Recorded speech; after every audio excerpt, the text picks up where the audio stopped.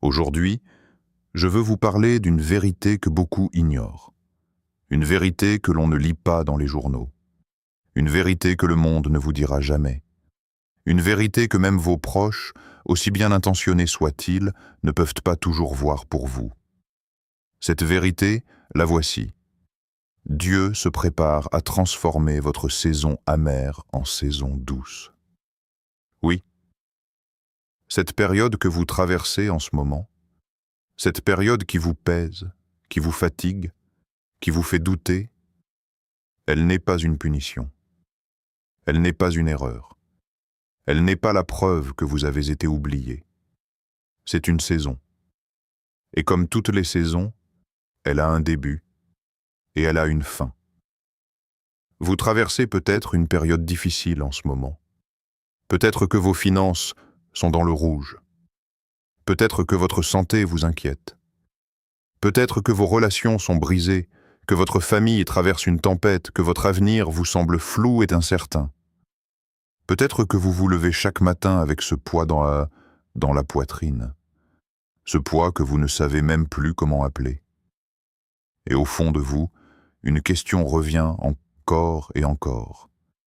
Pourquoi moi? Pourquoi maintenant? C'est une question humaine. C'est une question honnête. Et je ne vais pas vous dire que vous avez tort de la poser. Même les plus grands hommes et femmes de foi l'ont posée. Même Jésus, dans le jardin de Gethsémani, a demandé s'il y avait une autre voie. Alors, si cette question est dans votre cœur aujourd'hui, sachez que vous n'êtes pas seul. Mais voici ce que je veux que vous compreniez. Ce que vous ne voyez pas encore, parce que vous êtes au milieu de l'épreuve, parce que la douleur brouille la vision, c'est que cette douleur a un but. Elle n'est pas là pour vous détruire. Elle est là pour vous construire. Elle n'est pas là pour vous arrêter. Elle est là pour vous préparer. Parce que ce que Dieu fait dans votre vie en ce moment, dans le silence, dans l'obscurité, dans la pression, c'est un travail de fond. Un travail invisible. Un travail que personne d'autre ne peut faire à votre place. Pensez à l'olive. Elle ne donne son huile que lorsqu'elle est pressée. Vous non plus. Vous ne pouvez pas libérer ce que vous portez à l'intérieur. Sans traverser la pression, alors ne fuyez pas cette saison, comprenez-la. Parce que votre percée extraordinaire est déjà en marche. La saison amère a une raison. Je sais que c'est difficile à entendre quand vous suez, c'est difficile à entendre quand vous êtes au cœur de la tempête. Quand tout s'effondre autour de vous, la dernière chose que vous voulez entendre, c'est que votre douleur a un sens. Et pourtant, c'est précisément ce que je veux vous dire aujourd'hui, parce que si vous comprenez cela, ça change tout. Voici une réalité que peu de gens acceptent. On ne se concentre vraiment que dans la lutte. Dans les moments de confort, on se laisse porter. On devient complaçant. On n'écoute plus aussi attentivement. On ne cherche plus aussi profondément. C'est humain. Quand tout va bien, on n'a pas vraiment besoin de chercher. Alors on ne cherche pas. Mais quand tout s'écroule, quand vous n'avez plus de réponse, quand vous avez épuisé toutes vos solutions humaines, c'est là que quelque chose change en vous. Vos yeux s'ouvrent, vos oreilles se tendent, votre cœur se met à chercher avec une intensité que le confort n'aurait jamais pu produire. Ce n'est pas dans vos moments de facilité que vous découvrez vraiment qui est Dieu. C'est dans vos moments les plus difficiles. C'est dans la nuit la plus noire que vous apprenez à reconnaître sa voix. C'est dans la vallée la plus profonde que vous découvrez qu'il est là, qu'il a toujours été là. La douleur ouvre les yeux. Elle brise l'illusion que vous contrôlez tout. Elle vous rappelle que vous avez besoin de quelque chose, de quelqu'un, qui est plus grand que vous. Et cette prise de conscience, cette humilité que la douleur produit en vous, c'est l'une des choses les plus précieuses que vous puissiez jamais posséder. La douleur vous rend diligent. Elle vous pousse à agir, à chercher, à étudier, à prier avec une ferveur que vous n'aviez pas avant.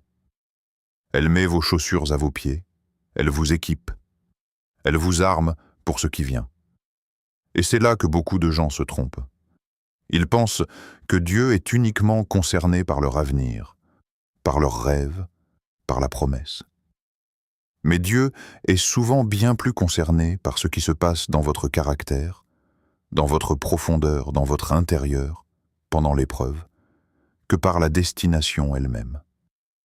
Parce que la destination sans la transformation ne sert à rien. Rappelez-vous ceci et gravez-le dans votre cœur. On n'arrive pas à des endroits marquants sans passer par des batailles marquantes. Aujourd'hui, je veux vous parler d'une vérité que beaucoup ignorent. Une vérité que l'on ne lit pas dans les journaux. Une vérité que le monde ne vous dira jamais. Une vérité que même vos proches, aussi bien intentionnés soient-ils, ne peuvent pas toujours voir pour vous. Cette vérité, la voici. Dieu se prépare à transformer votre saison amère en saison douce.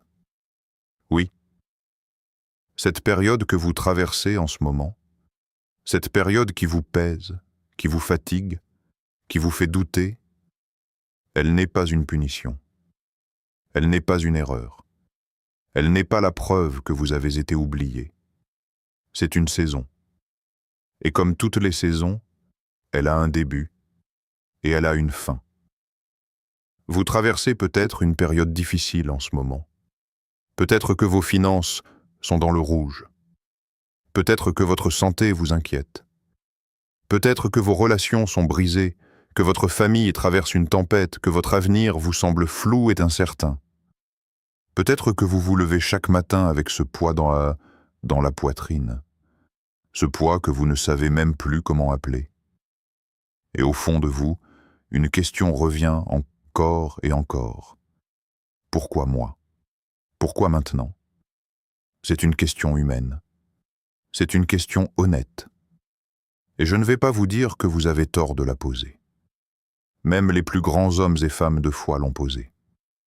Même Jésus, dans le jardin de Gethsémani, a demandé s'il y avait une autre voie. Alors, si cette question est dans votre cœur aujourd'hui, sachez que vous n'êtes pas seul. Mais voici ce que je veux que vous compreniez. Ce que vous ne voyez pas encore, parce que vous êtes au milieu de l'épreuve, parce que la douleur brouille la vision, c'est que cette douleur a un but. Elle n'est pas là pour vous détruire. Elle est là pour vous construire. Elle n'est pas là pour vous arrêter. Elle est là pour vous préparer. Parce que ce que Dieu fait dans votre vie en ce moment, dans le silence, dans l'obscurité, dans la pression, c'est un travail de fond. Un travail invisible. Un travail que personne d'autre ne peut faire à votre place. Pensez à l'olive. Elle ne donne son huile que lorsqu'elle est pressée. Vous non plus. Vous ne pouvez pas libérer ce que vous portez à l'intérieur. Sans traverser la pression, alors ne fuyez pas cette saison, comprenez-la. Parce que votre percée extraordinaire est déjà en marche. La saison amère a une raison. Je sais que c'est difficile à entendre quand vous suez, c'est difficile à entendre quand vous êtes au cœur de la tempête. Quand tout s'effondre autour de vous, la dernière chose que vous voulez entendre, c'est que votre douleur a un sens. Et pourtant, c'est précisément ce que je veux vous dire aujourd'hui, parce que si vous comprenez cela, ça change tout. Voici une réalité que peu de gens acceptent. On ne se concentre vraiment que dans la lutte. Dans les moments de confort, on se laisse porter. On devient complaçant. On n'écoute plus aussi attentivement. On ne cherche plus aussi profondément.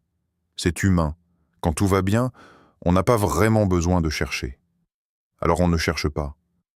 Mais quand tout s'écroule, quand vous n'avez plus de réponse, quand vous avez épuisé toutes vos solutions humaines, c'est là que quelque chose change en vous. Vos yeux s'ouvrent, vos oreilles se tendent, votre cœur se met à chercher avec une intensité que le confort n'aurait jamais pu produire. Ce n'est pas dans vos moments de facilité que vous découvrez vraiment qui est Dieu. C'est dans vos moments les plus difficiles. C'est dans la nuit la plus noire que vous apprenez à reconnaître sa voix. C'est dans la vallée la plus profonde que vous découvrez qu'il est là, qu'il a toujours été là. La douleur ouvre les yeux. Elle brise l'illusion que vous contrôlez tout. Elle vous rappelle que vous avez besoin de quelque chose, de quelqu'un, qui est plus grand que vous. Et cette prise de conscience, cette humilité que la douleur produit en vous, c'est l'une des choses les plus précieuses que vous puissiez jamais posséder. La douleur vous rend diligent. Elle vous pousse à agir, à chercher, à étudier, à prier avec une ferveur que vous n'aviez pas avant. Elle met vos chaussures à vos pieds, elle vous équipe, elle vous arme pour ce qui vient. Et c'est là que beaucoup de gens se trompent. Ils pensent que Dieu est uniquement concerné par leur avenir, par leurs rêves, par la promesse. Mais Dieu est souvent bien plus concerné par ce qui se passe dans votre caractère, dans votre profondeur, dans votre intérieur, pendant l'épreuve, que par la destination elle-même. Parce que la destination sans la transformation ne sert à rien. Rappelez-vous ceci et gravez-le dans votre cœur. On n'arrive pas à des endroits marquants sans passer par des batailles marquantes. Votre bataille actuelle n'est pas la preuve que vous avez échoué. C'est la preuve que vous êtes en route vers quelque chose de grand. Votre processus vous appartient. Il y a une habitude que nous avons tous et qui nous fait plus de mal que de bien. Une habitude si naturelle, si automatique, que nous ne la remarquons même plus. C'est la comparaison. Regarder la vie de l'autre et mesurer la nôtre à l'aune de la sienne. Voir sa réussite et se demander pourquoi nous n'y sommes pas encore. Observer sa bénédiction et ressentir, quelque part au fond, une douleur mêlée de honte. Mais aujourd'hui, je veux vous dire quelque chose d'important. Arrêtez de comparer votre saison à celle d'un autre. Chaque personne a son propre processus. Ce n'est pas une belle phrase, c'est une réalité profonde et concrète. Pensez à l'huile de myrrhe. Chaque huile a sa propre composition, sa propre extraction, son propre temps de maturation. Vous ne pouvez pas prendre le processus de l'une et l'appliquer à l'autre. Ce serait la corrompre. Ce serait lui faire perdre ce qui la rend unique. Il en va de même pour vous. Ce que Dieu fait dans la vie de votre voisin, de votre ami, de votre frère ou sœur, ce n'est pas ce qu'il fait dans la vôtre. Et ce n'est pas grave. Ce n'est pas une injustice. Ce n'est pas un oubli. C'est une conception. Vous avez été pensé différemment, façonné différemment, destiné différemment. Vous arriverez au même endroit. Mais vous n'emprunterez pas le même chemin. Parce que vous n'avez pas vécu les mêmes expériences, vous n'avez pas porté les mêmes blessures, vous n'avez pas reçu les mêmes grâces. Deux personnes peuvent traverser une épreuve similaire et en sortir complètement différentes. Parce que chacune est une personne à part entière, avec son histoire, son intériorité, sa relation unique avec Dieu. Naomi et Ruth étaient dans la même famille, sur le même chemin. Et pourtant, Dieu travaillait différemment dans chacune d'elles, en même temps. Naomi vivait une saison amère pendant que Ruth entrait dans une saison de faveur. Ni l'une n'avait tort. Elles étaient simplement dans des processus différents. Et vous, où que vous en soyez aujourd'hui, ne regardez pas l'onction de l'autre avec envie. Parce que vous ne voulez pas son processus. Vous ne connaissez pas ce qu'il lui a coûté. Vous ne savez pas ce qu'elle a dû traverser pour arriver là où elle est. Parce que voici la vérité que personne ne dit assez. Il y a un coût pour votre onction, et ce coût est votre processus personnel. Ce processus vous forge. Il vous affine. Il vous rend prêt pour ce que Dieu a préparé, spécifiquement pour vous. Après la pression, vient l'huile. Il existe une image ancienne, simple, mais d'une profondeur extraordinaire. Une image que les hommes et les femmes de foi connaissent bien, mais dont on ne mesure pas toujours toute la puissance. C'est l'image de l'olivier, de ses fruits, et de ce qu'il faut faire pour en extraire l'huile. L'olive ne donne pas son huile facilement. Elle ne la libère pas au simple toucher. Il faut la presser. Il faut exercer sur elle une force, une pression, un poids, jusqu'à ce que ce qu'elle contient à l'intérieur commence à couler. Et c'est seulement à ce moment-là, dans cet instant de pression maximale, que l'huile précieuse se révèle. Et vous, vous êtes cette olive. Ce que vous portez à l'intérieur, ce don, cette grâce, cette onction que Dieu a déposée en vous depuis le début, ne peut pas sortir tant que vous n'avez pas été pressé. Non pas parce que Dieu est cruel, non pas parce qu'il prend plaisir à vous voir souffrir, mais parce que c'est la nature même du processus, parce que certaines choses ne peuvent être libérées que sous pression. C'est précisément quand vous êtes sous pression que Dieu commence à bouger dans votre vie. Pas avant, pas après, pendant. C'est dans le feu que l'or se purifie. C'est dans la tempête que le marin apprend vraiment à naviguer. C'est dans l'épreuve que votre foi cesse d'être théorique pour devenir réelle, vivante, agissante. Jésus le savait. Dans le jardin de Gethsémani, dont le nom même signifie pressoir à huile, il a vécu la pression la plus intense qu'un homme puisse traverser. Des gouttes de sang coulant de son front. Et pourtant, c'est dans ce moment de pression absolue qu'il a dit « Que ta volonté soit faite ». C'est là que tout a basculé. C'est là que le salut du monde a été scellé. Ce test que vous traversez en ce moment, cette épreuve qui vous semble interminable, cette situation qui vous écrase de tout son poids, ce n'est pas une impasse. C'est un pressoir. Et dans un pressoir, on ne ressort pas diminué, on ressort transformé. Ne cherchez pas à fuir la pression trop vite. Ne cherchez pas à court-circuiter le processus, parce que c'est là, dans ce moment précis que vous voudriez éviter, que Dieu fait son travail le plus profond en vous. L'huile est en vous. Elle a toujours été en vous. Il fallait juste la pression pour qu'elle coule.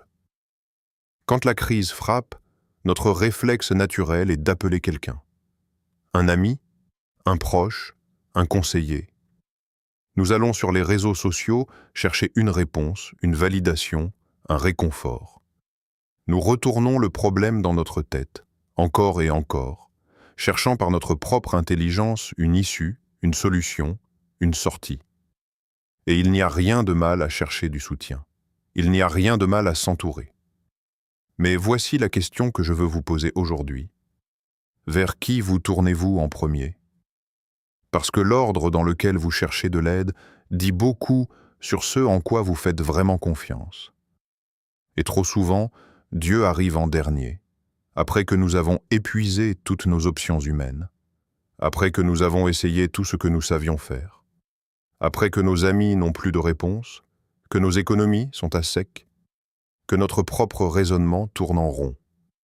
C'est seulement là, quand tout le reste a échoué, que nous disons « Bon, il ne nous reste plus qu'à prier ».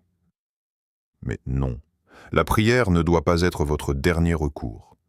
Elle doit être votre premier choix. Jéhoshaphat, face à 3 armées coalisées qui marchaient contre lui, aurait pu convoquer ses généraux. Il aurait pu élaborer une stratégie militaire. Il aurait pu compter ses soldats et évaluer ses chances. Mais avant tout cela, avant même d'ouvrir la bouche pour donner un ordre, il s'est tourné vers Dieu. Il a cherché l'Éternel. Il a proclamé un jeûne. Il a rassemblé son peuple en prière. Et Dieu lui a répondu. Pas avec un plan humain, avec son plan. Un plan que personne n'aurait pu imaginer, anticiper ou élaborer seul. C'est ce qui se passe quand vous priez en premier. Vous ne recevez pas vos propres idées habillées en inspiration divine. Vous recevez la sagesse de celui qui voit la fin depuis le début. Vous recevez des instructions qui dépassent votre compréhension. Vous recevez une paix qui n'a aucun sens humain. Et pourtant, elle est là, réelle, solide, inébranlable. Alors, avant d'envoyer ce message, avant d'appeler cet ami, avant de chercher cette réponse en ligne, avant d'élaborer votre prochain plan, priez. Parlez à Dieu de votre situation. Mettez-la entre ses mains et laissez-le vous donner son plan, parce que son plan est toujours meilleur que le vôtre. Toujours, il y a quelque chose de puissant dans le silence intérieur, dans cette prière murmurée au fond du cœur, là où personne d'autre ne peut entendre. Et oui, Dieu entend cette prière-là aussi. Il connaît vos pensées avant même que vous les formuliez. Il lit au fond de votre cœur avec une précision que vous ne pouvez pas imaginer. Mais il y a des moments particuliers, des moments charnières, où prier dans sa tête ne suffit plus, où prier dans son cœur ne suffit plus. Des moments où Dieu attend autre chose de vous. Il attend votre voix. Pourquoi? Parce qu'ouvrir la bouche, c'est un acte de foi. C'est sortir de l'abstraction pour entrer dans le concret. C'est dire à voix haute ce que vous croyez, ce que vous demandez, ce dont vous avez besoin. Et ce faisant, le rendre réel, tangible, déclaré. Il y a une différence entre penser que vous avez besoin d'aide et le dire à voix haute devant Dieu. Il y a une différence entre ressentir une douleur intérieurement et la nommer clairement dans la prière. Quand vous ouvrez la bouche, quelque chose se brise dans le monde spirituel. Une porte s'ouvre, une chaîne se rompt. Dieu veut entendre votre voix. Pas parce qu'il ne sait pas déjà ce que vous traversez, mais parce que votre voix porte quelque chose que votre pensée ne porte pas. Elle porte votre courage. Elle porte votre vulnérabilité. Elle porte votre choix délibéré de vous tourner vers lui malgré tout. Parlez-lui de vos problèmes financiers. Dites-lui exactement où vous en êtes, sans honte, sans filtre.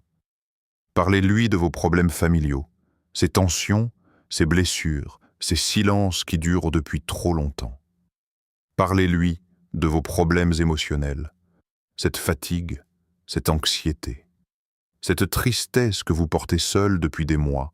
Parlez-lui de vos problèmes spirituels, ce doute, ce vide, cette distance que vous ressentez. Nommez tout, dites tout, il peut tout entendre. Et parfois, il ne suffit pas de prier seul à voix haute. Parfois, vous devez prier devant les autres.